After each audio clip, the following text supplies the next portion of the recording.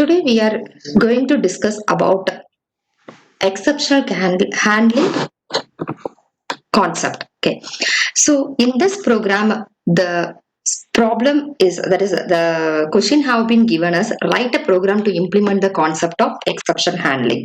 First, we will see about that what is exceptional handling.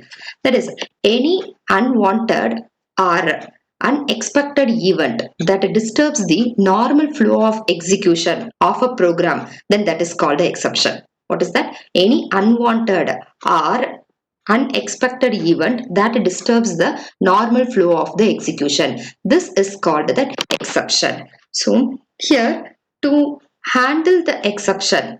So to handle that exception, here we by handling the exception we can provide the graceful termination of the program. Okay, so if we are handling that exception, then we can make sure that without any disturbances, the rest of the program will get continued and executing successfully. Okay, so in this here, yes, so in the main function, we are declared with four variables. What is five variables? That is a, b, c, x, and y. Then three variables are assigned with values, and here we are using the try block. Okay, the exception will be used by the help of that very important five keywords. That is a try, catch, throw, throws, and finally. Okay, and the try and catch is the very commonly and basic key blocks we are using in the concept, exceptional concept. So here x is equal to a divided by b minus 0. So what is the value of b and c? That is 5. So 5 and 5 is equal to 0. So a divided by 0. What is the a value?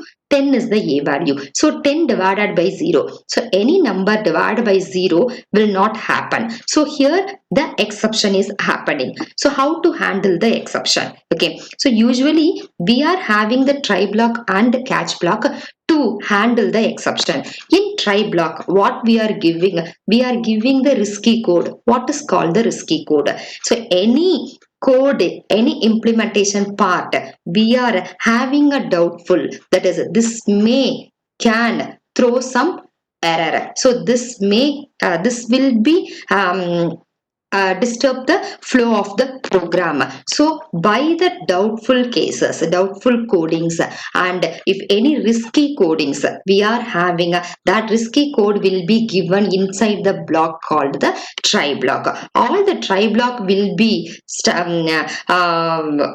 continued with the catch block. So the risky code will be throwing some exception that will be caught by the other block called the catch block. Okay, so after the try block, it is mandatory to give the catch block.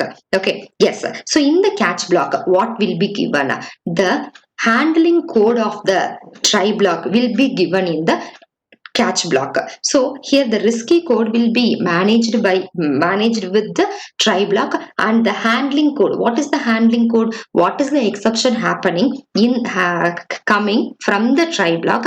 That has to be handled by the catch block. Okay, yes. So here in the catch block, always will be having here with one argument. So that is exception E. Okay, so what is that exception E? Exception is the class.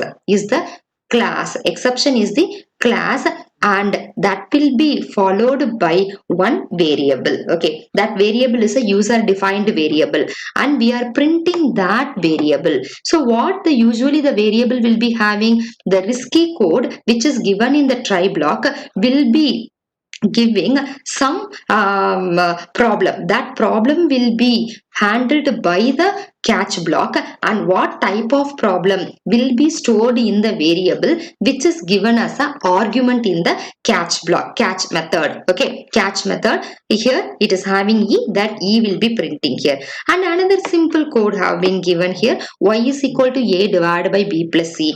B and C is a 5 the same value, 5 here 5 plus 5 is equal to 10. So A value is 10 and B plus C. So that is a 5 plus 5 is equal to 10. 10 divided by 10 is equal to 1. So here no any it's not giving any exception. So it will be printing. Okay, the code will be computing normally. Okay, so here the Y value will be printed. What is the Y value here? The Y value is the value of 1, that is A divided by B plus C. 10 divided by 5 plus 5, 10 by 10, the value is 1. So 1 will be given in the print statement. Okay, yes. So here now we'll execute the program.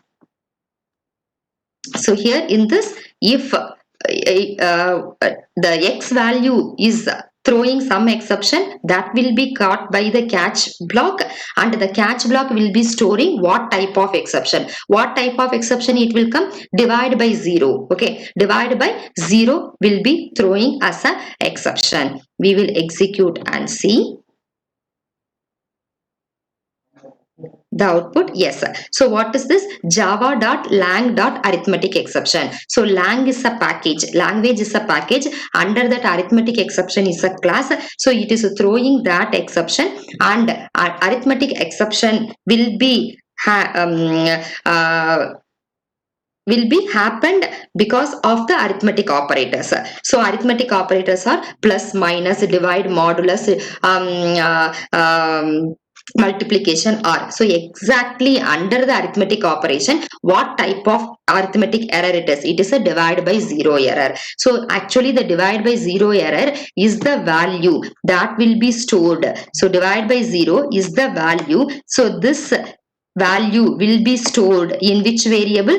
This will be stored in the E variable. So the E variable is printing this error. Okay, so now we will give the exact exception. Okay, arithmetic exception only. For example, here directly we have given exception. Okay, now we want to give the exact arithmetic exception, then we will see. So if we are knowing what type of exception, exact exception, then we can give the exception class directly. If we don't know that, then we can give the super class of exception. Actually exception is a super class. Arithmetic exception, file not found, illegal state monitor, IO exception, interrupt exception, these are all the subclasses of the exception. Exception is a super class. So if we don't know what is the exact exception will be happening, then we can use the super class, the main class. If we know arithmetic exception only will happen from the try block, then directly we can catch it by using the arithmetic exception, exact subclass of the exception. So here what will happen? We are giving that divide by 0 is a print statement, and we are giving that E also. So in that E, what will do? Arithmetic exception will be happened by arithmetic operators. The E will store the value what type of arithmetic exception happened. So if we are executing this program, what output we will get? Yes, look at this. So what output we will get? We are getting divide by 0, and next thing is E value. So what is the E? Here divide by 0. So this is the E value, and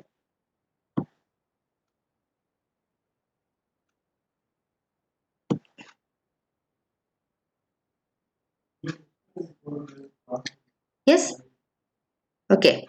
And next, so here the E value is giving the divide by 0, and here the Y will be giving 10 divided by 10. So the Y value will be printing as it is correctly. Y is equal to 1. And one more point I want to tell here. The point is here exception is a main class. Okay, and arithmetic exception is a subclass. Okay, so it is a super class and it is a subclass. It is very important when we are dealing with the exception, we have to give the main class at the end. If we are giving the subclass exception after the main class exception, then the program will throw an error, runtime error will be getting. Control X. For example, if we are giving here, if I am executing this program,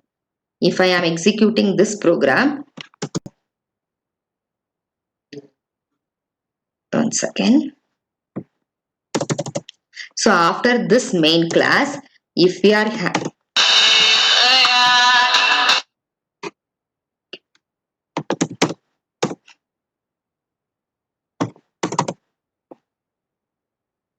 yes,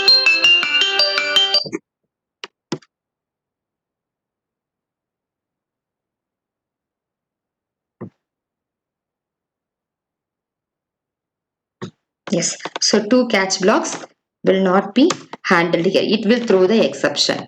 It will throw the runtime error. We will check what is the error here. Please look at this. Actually, the catch block is having the exception. Exception is a main class. Arithmetic exception is a subclass. So whenever we are we are dealing with the exception handling concept, we should give the main class at the last and all the subclasses in front of the main class. Okay. So it is throwing the error called, what is that? Unresolved compilation problem. And here, next thing is, if I am keeping this main class after this subclass, if I am keeping after this, then it will not create any problem. Okay.